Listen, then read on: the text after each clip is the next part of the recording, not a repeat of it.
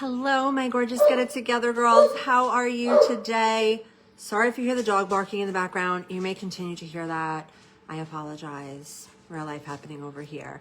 And I wanted to come in today to chat. Today's Free Coaching Friday. Welcome, welcome. If you're jumping on live, say hello. Please let me know that you're here. If you are catching this on the replay or on YouTube, let me know in the comments. Drop a hashtag replay. Let me know you stop by. Feel free to interact with this as if I am still live. Yesterday in the free group, Get It Together Girl on Facebook, I brought forth a topic, a little chat, and there was some commentary on that. So I'm going to read the post to you, and then I want to talk a little bit about sort of the question or the comments that came in, and I want to offer you my perspective on them. Hello, my gorgeous friend Tammy. So nice to see you.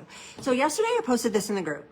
I want to talk honestly with you for a minute. Selling gets really hard when your work is personal and the evidence isn't there yet. If you sell handmaids, sidebar, if you sell handmaids or you have an income generating gift by which you put your talents out in the world and they don't sell immediately, it can feel very personal. It can feel like you are being rejected. It can feel like you are not good enough, like your talents are not good enough.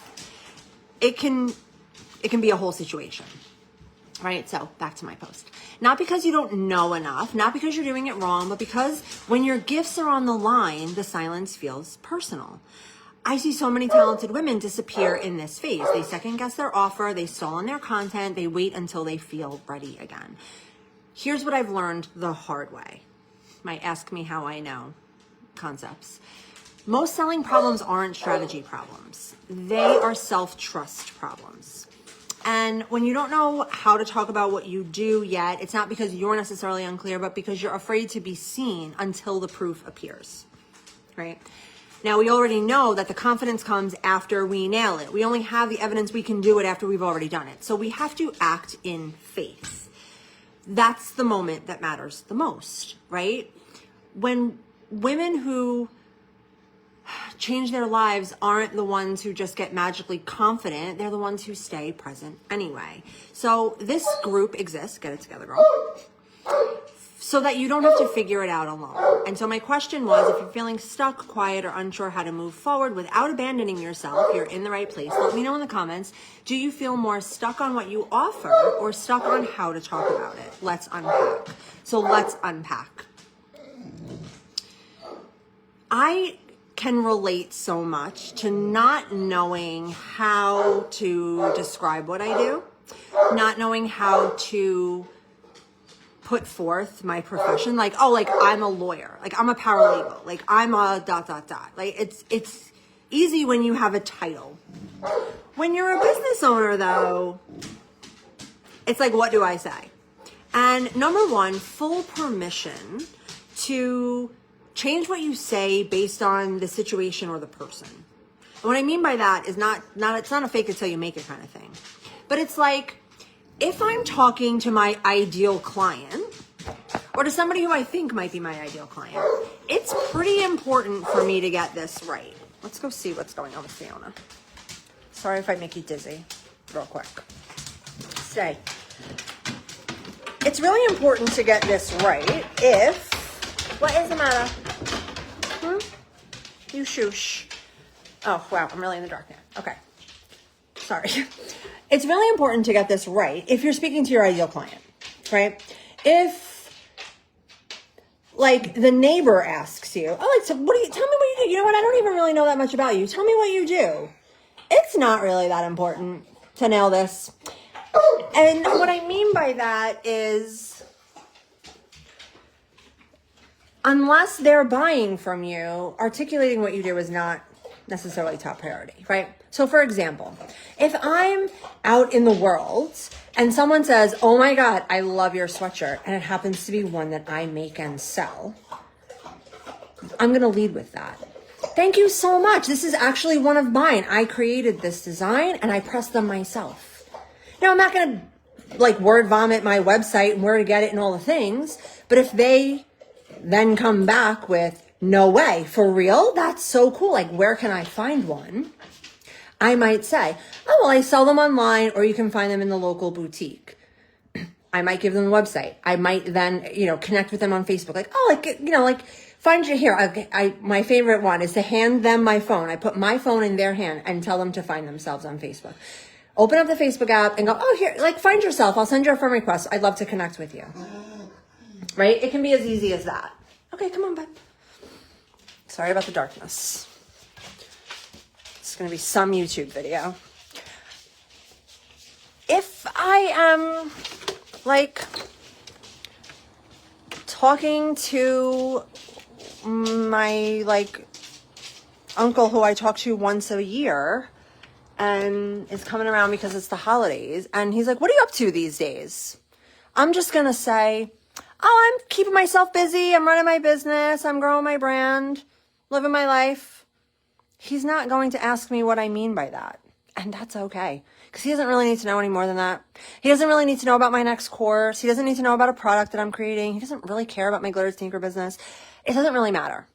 So when it comes to talking about what you do, who you are, first of all, what you do is not who you are, right?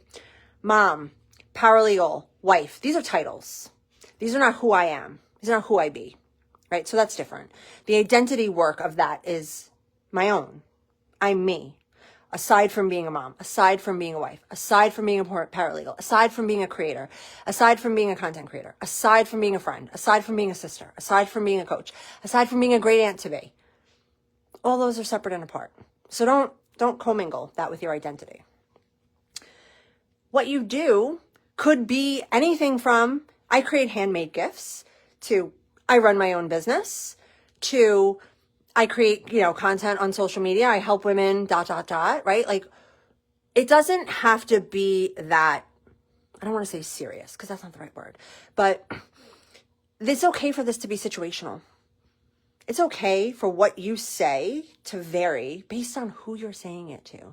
And whether it's like your elevator speech, your 30-second pitch, or it's just like somebody asked you a question randomly in the grocery store. And you're like, oh, yeah, I have a local business. I'm like, oh, cool. Now, if they say, tell me more about that, this is a great opportunity for you to tell people what you're working on. You do know what you're working on, right? So this is the other side of knowing what to say and how to present what you do. So Kelly had asked this question, and Kelly had mentioned to us that she's working on dropping a new line of products for porch decor. If you don't know Kelly Barney, she's an incredibly talented creator and maker, and everything that she makes is really beautiful, really elegant, really well done. And so Kelly and I brainstormed briefly about taking a porch sign or like a door hanger, like a wreath type decoration, and turning it into porch decor, if you will. So I've shared here in the group earlier in the fall that there were some local people by me who were offering to decorate your porch for fall.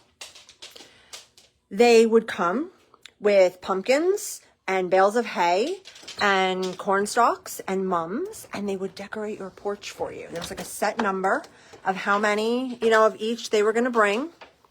And sorry, give me 1 minute and I'm going to get back into better lighting, but listen along while you're here. And I thought this was brilliant. Absolutely brilliant, that they would provide this service for people who don't have time, aren't crafty, decorative, would love a beautiful porch, but just cannot get it together, cannot see the vision, cannot get to Hobby Lobby, like whatever. This is amazing. So we talked about how this could be even expanded into a bigger vision. Now, if Kelly ran into somebody in a local market and they said, Kel, what are you up to these days? And they know she has this creative background. This would be a perfect segue for Kelly to say, I'm actually working on a new line of handmade products. It's porch decor, for lack of a better word, but it's really an up-leveled experience to decorating your porch, not just for the holidays, but really for every season and to match your style. Everybody, people would understand that. Right? They'd be like, oh, that's actually really cool, right? You don't have to say, I'm a doctor, I'm an engineer, I'm a receptionist, even though that's something people know and will understand. because those are titles. And yes, that's what they do, but your own artistic expression can also be what you do. Your own brand and business can be what you do. It can be as simple as, I own my own business. Now again, depending on who you're talking to, if this is your ideal client, talk more about what that business is. I own my own business doing ... I own my own business offering ... If you haven't quite ironed this out yet, and what I mean by that is like someone comes to you for an order, you're like, yeah, I can do that. Someone comes to you for an order, you're like, yeah, I can do that. Maybe you've tried a couple of products on for size and sold things here and there, but don't have a signature thing. Let this be your invitation to create a signature thing. Something that you can sell over and over again, no matter the season, no matter the time, no matter what. And of course, obviously some things are going to be more popular in some seasons than in others, but something that is universal or evergreen or can be sold all the time. Now, the next part of this, which Judith brought forward today, is how to keep momentum after the holidays. And I think these questions really segue beautifully into one another, because when you're clear on who you are, not your title, but you're human, right? When we are being curious with life, when we are letting ourselves be led by what excites us, what turns us on, what feels right for us, not like in my head, this makes logical sense, but like this feels right for me, this feels wrong for me. And sidebar, if you're not in the habit of doing that, of listening to yourself and your body and actually feeling into that, does this feel right to me? Does this feel wrong to me? I invite you to start practicing that as well. But when we do this, it becomes easier and easier to trust ourselves. Now, when I started this conversation, it was about not having the evidence, and I get that. It's hard to trust when I don't see it, but isn't that what faith is? Right? We believe in Santa Claus. We believe in the Easter Bunny. We believe in God. We can't see these things. It's called faith for a reason. And I trust that you can have faith in yourself. Now, if things have not worked out for you in the past, and as a result, you don't trust yourself, I want you to stop being so tough on you. Okay? Everything doesn't go perfect. We don't always nail it. That's not how life actually is. We are meant to try and learn and fail and win and try and learn and fail and win and rinse and repeat over and over again. Okay? No one nails it every time. And so, but yet we have this like expectation of perfection that we hold ourselves to, even though we know the standard doesn't exist, but yet we continue to hold ourselves to the standard. So if that's the reason you're struggling to trust yourself, because not every single thing you've done has gone swimmingly, please be a little kinder to yourself. Don't let that be evidence that you can fail and be okay. Okay? If you have tried things and they have not gone right for you, this is evidence that you're going to be okay. You're going to live. You're going to hold yourself through it. You're going to be just fine on the other side. Will it suck a little? Maybe. Yeah, sure. But you're going to be all right. Okay? If the reason you don't trust yourself is because you don't have the evidence, because you don't trust yourself to make the right decision, right? This is a cue to kind of go inward a bit. Really sit with yourself. What do you want? You know? Because if you don't know what you want, you can't trust that you can go for it. And without that big vision, without that why, you're relying on momentum. And momentum like is a fleeting emotion, right? You can be happy one moment, you can be sad the next. You can have momentum, you can be like excited in one moment. You watch the masterclass, you jump on one of these lives and you're like fired up. Yes, girl, yes, yes, yes. But then tomorrow, you don't necessarily wake up in the same energy, right? The moment has passed. These are the moments when we have to trust ourselves, where we have to reaffirm the vision, the desire. And so how do I keep momentum after the holidays is that instead of creating the peaks and valleys, I try to level it out as best as possible. And so what I mean by that is when I have something to sell every day, and it becomes a normal part of what I'm talking about, the emphasis on selling and getting it right kind of withers away, because it just becomes a regular part of the things that we do when we do it all the time, right? It becomes a part of the routine. It's the repetition of the thing. This is easy when we have something to sell. When we don't know what we're selling, it's hard to keep momentum, because the question is always around, what do I do next, right? So there's a different energy between I'm creating something new and I'm sitting to develop the thing I just created, versus I need to talk about the thing so that I can sell it and get other people to understand what it is. So there's minimum 3 different energies there. And each of them, I'm sure, are super nuanced. But for the purposes of this, we have 3 different energies. If we stay in the first one, what do I create? What do they want? What do I create? What do I want? And again, ask me how I know. I was caught in this. Like, what's the right next thing? I don't want the next thing to flop. I want the next thing to take off like a rocket ship. So what is it? So much pressure on what the thing is, right? But we learn by doing. We learn by putting something out and seeing how it goes, and refining and strengthening and working and doing it. And, oh, I see how this could actually be better. And then next time it is better. And then we talk about it a little bit differently. We get the feedback from other people about how they're receiving us, our work, our content. And that helps us along the way to refine, and at some point we may decide, I'm over this. I've outgrown it. I'm not into this anymore. What I'd really like to do is something totally different, right? So you keep momentum after the holidays by continuing to have a plan to sell. If your business is like structured around only selling on the holidays, then you have more of a pop-up shop than a brand. And that's totally fine. It's your business. You're welcome to run it how you please, and you should. But keeping momentum after the holidays, to me, I wonder if that's because you put a lot of weight around selling around the holidays. And what if we had that same weight in January? Like, what if it was equally as easy, important, and beneficial for people to buy from you in January than it is in December? The other thing I'll say about that is, I am not a proponent of new year, new you, but I love the fresh energy of the new year. And I love that every day, including New Year's Day, you get to wake up with a choice in your life. And that I believe that power is in the ability to choose for myself exactly what I want to do, exactly who am I going to allow in my energy, exactly how I'm going to spend my time. The power of choice is an extraordinary power.